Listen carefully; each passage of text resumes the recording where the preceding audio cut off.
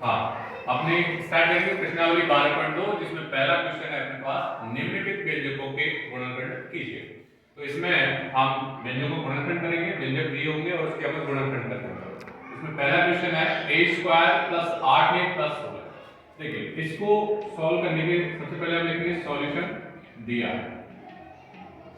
है अपने पास a² + 8a + 16। इसको हल करने के दो तरीके हैं, एक तो अपना सर्वसमता की मदद से और सर्वसमता की मदद से दूसरा अपना एक विधि है जिसमें हमें इस बीच वाले यानी जो एक घात का जो गुणांक है इस वाले पद का बीच वाले पद के ऐसे दो खंड करने हैं कि जोड़ने पर तो यही वाला आए और गुणा करने पर पहली और आखिरी पद का यानी फर्स्ट पद का और तीसरे पद के गुणा के बराबर आना चाहिए। यानी अपने पास जोड़ने पर ऐसे दो खंड करने बीच वाले के बीच वाली संख्या 8 है के बीच वाली है 8 है, ठीक है। इसको जोड़ने पर क्या आना चाहिए प्लस के 8 क्या आना चाहिए अपने पास और गुणा करने पर अपने पास पहली यानी a² और तीसरी यानी प्लस के 16 यानी प्लस का 16 a² पहली और तीसरी का गुणा के बराबर आना चाहिए। तो देखिए पहली संख्या सेम आएगी इसमें यानी ये अपने पास a² और लास्ट वाली ये भी अपना सेम आएगा।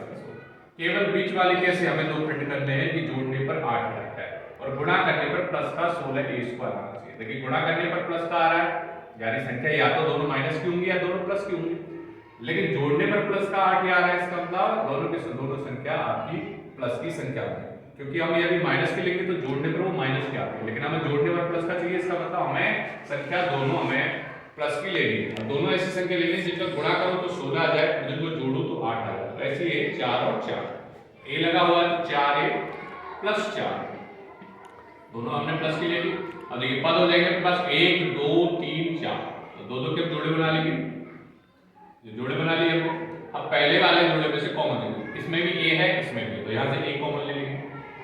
a का कॉमन मतलब भाग देंगे, जब भाग देंगे स्क्वायर में a का तो a बचेगा, प्लस का प्लस आएगा, a का इसमें भाग देंगे तो यहाँ 4 बचेगा। अब देखिए इसमें 4a + 16 में देखिए कॉमन लेंगे तो हम 4 आ रहा है। कॉमन ऐसी संख्या होती है जिसका दी गई संख्या में पूरा दिए गए पद में पूरा भाग चला है। तो ऐसे केवल 4 है जिसका दोनों में भाग चला जाएगा, वो भी किसका है प्लस का। तो हमने प्लस का 4 ले लिया यहाँ से कॉमन, जैसे हमने प्लस का 4 कॉमन लिया तो यहाँ बच जाएगा 1 और यहाँ चला जाएगा 4 चला जाएगा। अब एक बार और कॉमन लेना होता है तो यहाँ से आ गया अपने पास a + 4 और यहाँ बच गया अपने पास 1 और यहाँ प्लस का 4। तो ये जो है इसका आंसर आएगा यानी इसकी गुणनखंड होंगे। तो अब हम चलते हैं स्टूडेंट्स नेक्स्ट क्वेश्चन पर, क्वेश्चन नंबर 2। इसको लिखेंगे सॉल्यूशन दिया है अपने पास क्या p² - 10p + 25।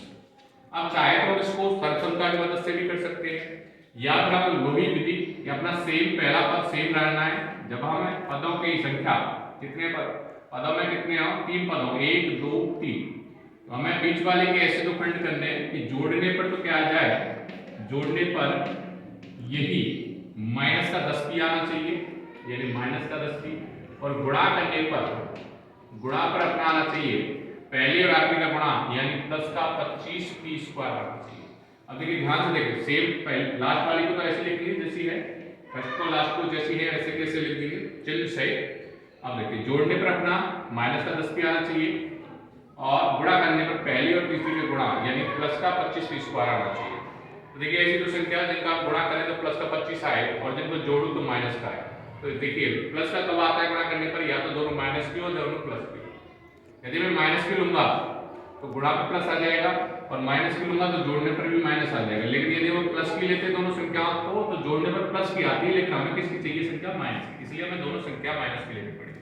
और माइनस की ऐसी है माइनस का 5p और माइनस का ही 5p, क्योंकि दोनों को जोड़ोगे तो माइनस का 10 भी आ जाएगा और दोनों को गुणा करोगे तो प्लस का 25p² आ जाएगा। अब पद देखिए 1 2 3 4 पद हो गए, उसके बाद 4 पद होते हैं तो दो जोड़े बनाओ, एक जोड़ा a एक जोड़ा b। अब जो है यहाँ से कॉमन लेते हैं, देखिए कॉमन क्या है p दोनों में है तो p कॉमन ले लिया, यहाँ बचेगा अपने पास p कॉमन का मतलब भाग देना, यहाँ माइनस इसका भाग होगा तो 5। अब देखिए यहाँ से माइनस का 5 की और प्लस का 25, तो यहाँ से जो कॉमन आ रहा है वो अपने आ जाएगा 5, वो भी किसका माइनस का, क्योंकि यदि हम प्लस का कॉमन लेते प्लस का 5 और प्लस का 5 कैसे भाग देते तो माइनस का p आता, तो माइनस का पी नहीं लेना है क्योंकि यहाँ पी प्लस का है तो हमें माइनस का 5 लेना पड़ेगा। माइनस का 5 लिया तो यहाँ बचेगा पी, इस माइनस को भाग देंगे प्लस में तो माइनस 5 लगा दो ऊपर। तो देखिए दोनों समान हो गए। अब दोबारा से एक बार कॉमन ले लीजिए तो यहाँ आएगा पी माइनस 5, ये वाला आ गया, यहाँ बच गया अपने पास पी, ये वाला बाहर आ गया बचकर माइनस का 5। ये जो है इसको हम ऐसे भी लिख सकते हैं पी माइनस 5 की होल स्क्वायर, क्योंकि 2 बार है तो ये अपना आंसर आ जाएगा।